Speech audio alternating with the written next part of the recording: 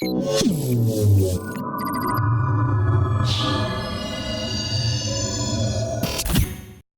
so I'm at the outdoor park. We're doing some cleanup on the site, and I want to go over the drills that we're going to do this weekend, so you guys can be ready for that. So the way it's going to be laid out is we're going to get started right at 9 o'clock, but if we have our two fields, we'll just say this is the newer field, older field, road comes in, this is the airball check-in, which I'm in now. What we're going to do is we're going to set up a full field here, and we're going to do 2 versus 5 on that field, and I'm going to set up probably 10 bunkers on the old field. That way guys can snap shoot from those bunkers. So what will happen is for the snap shooting part of this, is there'll be a guy at each bunker, and they will snap shoot across and sets. Now with the snap shooting drill, it's very important. There's a few rules that you have to follow. So rule number 1 is that you can only take one shot at a time. So when you come out of your bunker, you get one shot, you have to snap back in, okay? So now you can come out, you can take a snapshot, come back in, and come back out immediately, but every time you shoot, you've got to get back in your bunker, okay? Also, we do encourage you to switch hands. You can play both sides of the bunker, so left hand, right hand, high, low, doesn't matter. But you do want to make sure every time you take a shot that you come back in, okay? I will also encourage you when you guys do the snap shooting that, like Bill always called it dominance, but the key with snap shooting, if you can, is that say I'm in my bunker and the other guy's posted up, I want to come out and take an effective shot to try to get him to go back in. That way I can get the post. Now, what the post is where I'm out and the guy is in behind his bunker, right? The reason for this is it gives me kind of it's not a free shot, but what I can do is now I can take my plink, my shot at him, and hopefully he's going to pop out into it as opposed to like having to pop out for a guy that's already ready, take a shot and hide again, right? So that dominance, that being posted position is where you want to be in a snap shooting drill. It just kind of shows, like Bill said, dominance on the opponent. And also, like if you're out like that, as long as you're watching closely, when that guy pops out, you can actually, in most scenarios, you can hide from the guy. So that's a really key skill to develop, is to be able to get that shot off and hide from the guy, right? So anyway, that's what's going to happen at these stations. What'll happen is we'll just rotate clockwise. So let's say you start, at this bunker here. You're just gonna when we stop that drill, when we say rotate, you'll just go to the next spot, right? And you'll do this through all of these stations. There may end up being a line. If there's a line, it'll be outside here. So then you get in line. When we say rotate again, you rotate to the next bunker. And if we ever have lines, it's on each side of the field if we can. So like you won't jump in anywhere here. It'll be between that transition to the other side of the field. So that's how the snap shooting part will work. Okay. All right, so I've done a real basic field here. We got our snake, 1, 2, 3, gateway, Dallas, D1, D2, and then we're not going to call the center bunkers anything right now. We'll also be doing a video on how we name stuff, so you get that too. Anyway, the way 2-on-5s work. One side of the field is going to have 2 players on it. The other side is going to have 5. Obviously, very self-explanatory there. When we get set up, one of the keys is if we say this is our 5 side, we want to have 5 guys go to their bunkers. So we'll just say 1, 2, 3, 4, 5. So they go to their bunkers. They're not going to look downfield. So no looking this way when we go to our bunkers. The point is the guys on the 2 side can then go get set, and these 5 guys don't know where they are. So part of the objective of the drill is figuring out where they are, and then figuring out a plan to beat them. So on the 5 side, we'll have you guys go to your bunkers, and you can actually just bury yourself right up into the bunker so that you can't see downfield, okay? Once that happens, we'll have 2 guys that'll go down to the 2 side, and they're going to get set up. Now their objective, the whole point of this drill is this moves us past that mid-game. It gets us to a point where, the breakout has happened, the mid-game has happened where one team has taken control of the game a little bit, and now we clearly have a team on defense, we clearly have a team on offense, okay? Now, on the 2 side, the objective is for the 2 players to work together to keep each other alive. So there's a couple critical things with this. First off, you're going to want to cross it up. So guys are going to shoot across field, right? With the snake corner shooting over towards the D side guys, the Dorito corner shooting over towards the snake side, right? Now, a couple other things is you do want to make sure you are staying alive. When you're on the defensive side of the field, you are staying alive for your teammates. So that doesn't mean, what that means is when you're out here, you're not battling with these guys, you're not snap shooting at these guys trying to pick them off, you're not looking out into paint, you are hiding, okay? You're getting yourself as tight as you can be and as tight as you need to, so that these guys, like let's say on the Dorito corner, so that these guys can't just shoot one in here and hit me, right? Like what I'm gonna, if I was in this scenario, what I'm gonna do is I'm actually gonna look, I'm gonna look over the snake side. I'm gonna try to be shooting somewhere right in here, right?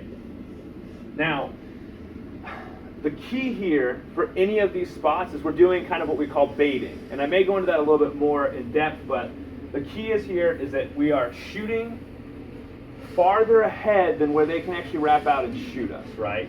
So now if this guy is shooting inside, you can see if he is, based on my little lines that aren't probably very straight, I can still shoot my gun here and not get clipped by this guy, or not get clipped by the snake corner if I'm playing tight, right? So my first defense here if I'm this guy is I'm going to be just kind of plinking paint. Not railing paint, but pop, pop, pop, pop, pop, right? So now I can actually see if this gateway guy slides into the snake, I can see him and hopefully get a shot off on him. It's kind of a pot shot, may or may not work, right? Now beyond that, the snake side on this is going to be kind of difficult. You're essentially just watching to see where the snake guy is. And I would say that if I'm on offense, if this is me, number 4, I'm going to do my best to crawl all the way down really quickly, right? To get myself in the best position I can. We'll go over that more in a minute. I want to stay on the defensive side of things, okay? But as the defensive side, we know this guy can probably crawl all the way down without us seeing it, him. You know, even a guy like myself who's pretty big, I can do keep my dick to the dirt and crawl all the way down this field, and this guy's probably not going to see me, okay?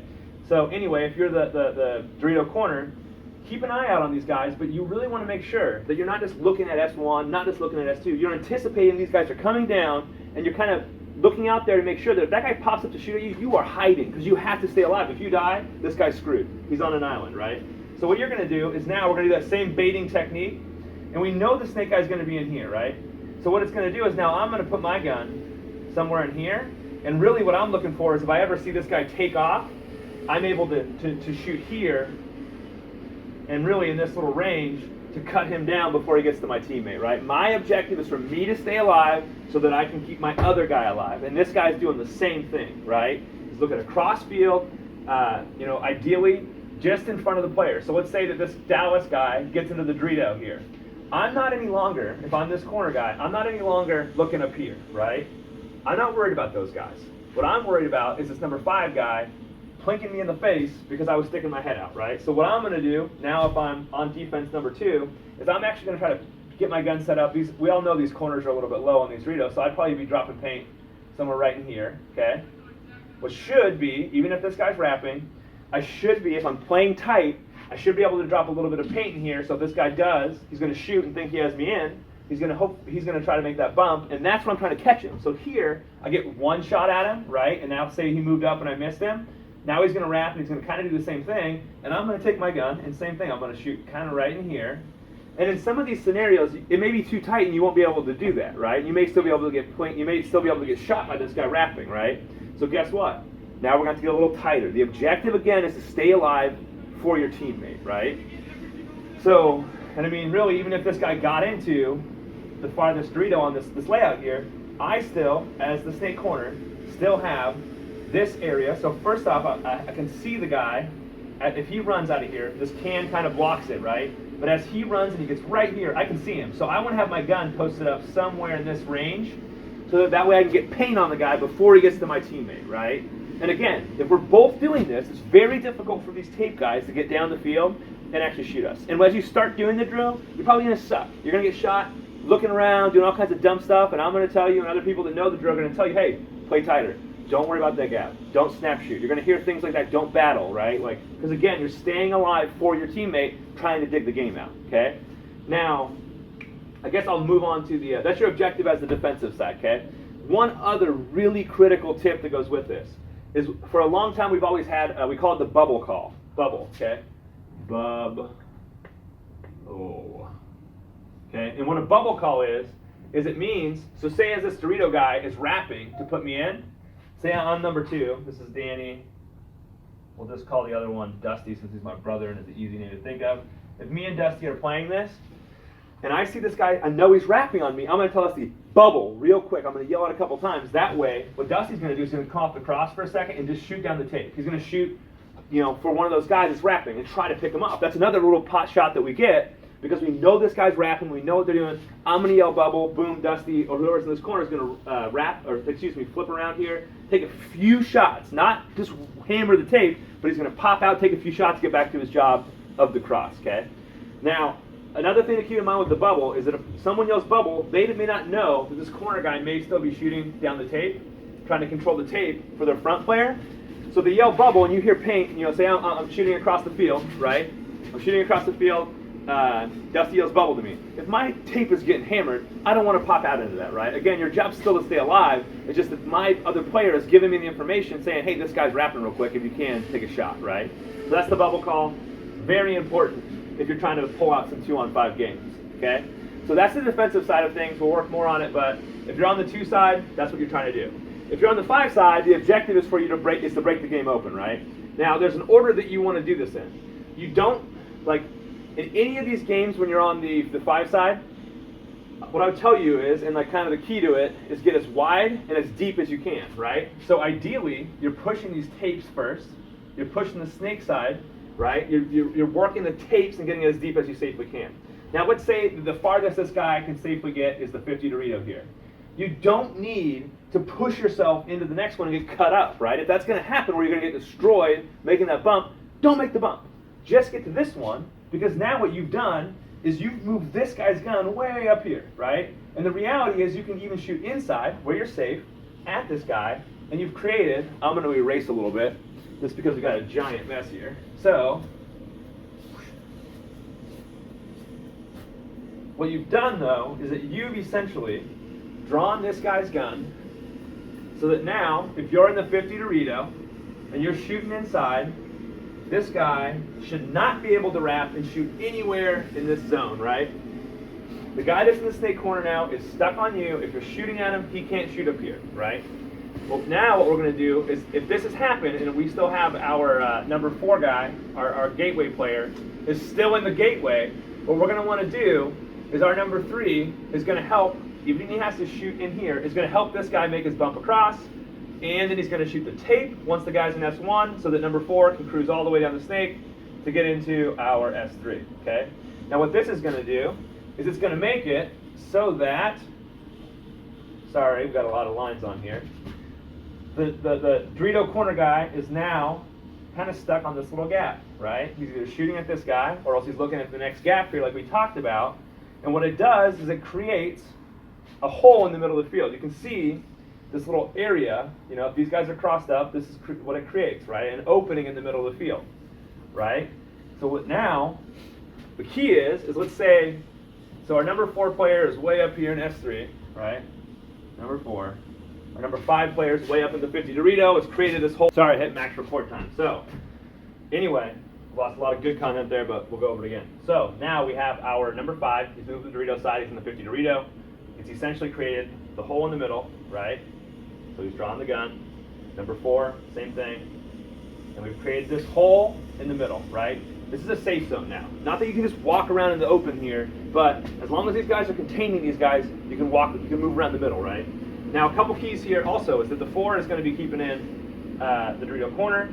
The 5 is going to be keeping in the snake corner. Now, what's going to happen is our corner's here, so our snake corner is going to shoot down the tape to put pressure on the snake corner, okay? So he's going to have people shooting on both sides. He's going to be really tight. He's probably just watching this thing, hoping for a bubble call, whatever, right? Same thing for the Dorito corner. Dorito corner here is going to shoot down the wire to put some heat on him. So now these guys are getting pinched. He's really probably just watching this zone here, right? Now our middle guy, because we have, now our 5's moved, our 4's moved, we're in the kind of the farthest we can safely get wide and deep. Corners are shooting down the tape. This guy's going to work his way up the middle into kind of this little pocket here. Now, things to keep in mind is that this guy can't shoot through bunkers, so he can shoot here. If this guy's not shooting at him, he's going to be able to shoot in this range, and he's going to be able to shoot kind of here if he wraps. So this is another hole that we've got, right? So for me personally, I'm going to run my butt up to here, and then I'm going to start going this way, using this can to blind out the Dorito corner while I'm shooting at the snake corner, right? So again, even if this guy has his gun up, his gun's probably up somewhere in this range or whatever, and you're going to be able to sneak through here, and yeah, he might shoot you, right? You might trade with him. Like, that's the point, right? And your running and gunning skills need to be good enough that as you're moving across, you're moving sideways here, shooting at that snake corner, trying to pinch him out, right? And shoot this guy out.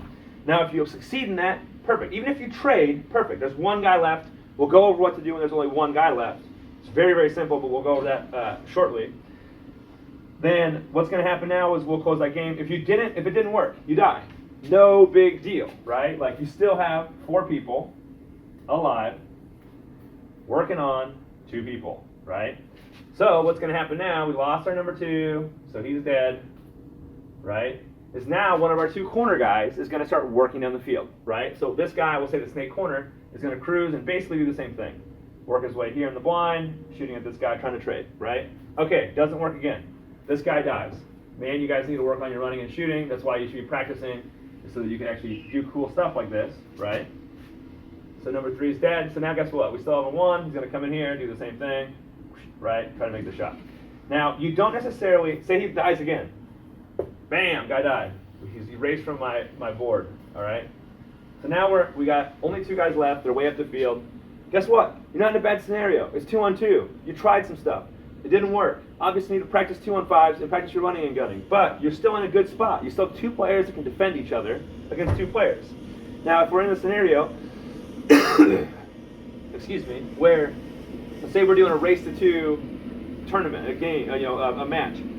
If we've lost 1 game already, we need to win. You're gonna have to push, right? You're gonna have to come together as a team. These 2 guys are gonna push, try to do something. May lose. So now that's the way it goes, right? If you're in the scenario though, where you're in this, you've already won one of the 2, the race to 2 points, make them come to you, right? And I would have probably used what we call story time, okay? For the drill, we're not going to do story time, but in real life, if you have 3, 4, 5 bodies, and you've already gotten the ahead in that match. If you're in a position where you can play defensively to stop them, you can yell story time to stop the push, right? And that's what I would do in this scenario if we weren't doing the drill and we're up on bodies, right? But anyway, not a bad scenario. That's how it works. So yeah, that's what we do, okay? Create that hole, coordinate it as a team.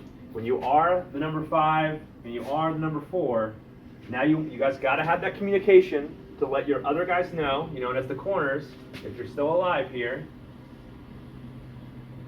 you guys want to communicate that. He's shooting in, you're shooting down the tape, you're shooting down the tape, you're shooting in to contain these guys, and as the back center guy, you got to know, hey, I'm looking around, my guys are up the field, these guys are shooting the tape, I'm going to go, right?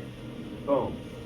Works or doesn't work. And you're in these roles, that's the way that ideally it happens, right? It doesn't have to be Dorito or Snake Corner after this. At that point, it's a matter of, let's say that I'm in, Danny's up here, Dusty's over here. I'm going to yell over to Dusty, and I'm going to say, Dusty, I'm going to go, right? Or I'm going to say, Dusty, you need to go. One of the 2 of us has got to get going. We got to break the game open, right? And know the scenario. So anyway, that's 2-on-5s. A couple other keys, I don't know if I said it earlier in the video or not, but they are very, very, very important, is when we go to do drills, I hate wasting time. You learn on the field. You learn when stuff happens, right? We could talk about it all day and talk about principles and whatnot, but you're going to learn when you do it and when you fuck up. Excuse my language, but it's when you mess up that you're going to have a chance to learn, right? So let's get out there, get 5 guys on the 5 side of the field. Put your face up in the bunker. You don't have to get it super dirty or anything like that, but get close so you cannot see where these guys are. Don't take away from yourself in this drill and look and see, oh, there they are, like the point is for the 5 guys to figure it out, work together, break the game open. Don't take out one of the steps, right? Once they do that, we'll have our 2 guys hustle their bunkers, cross it up and get started. And I'll give feedback throughout the drill also as far as this stuff goes, but that's what we got. Let's do it.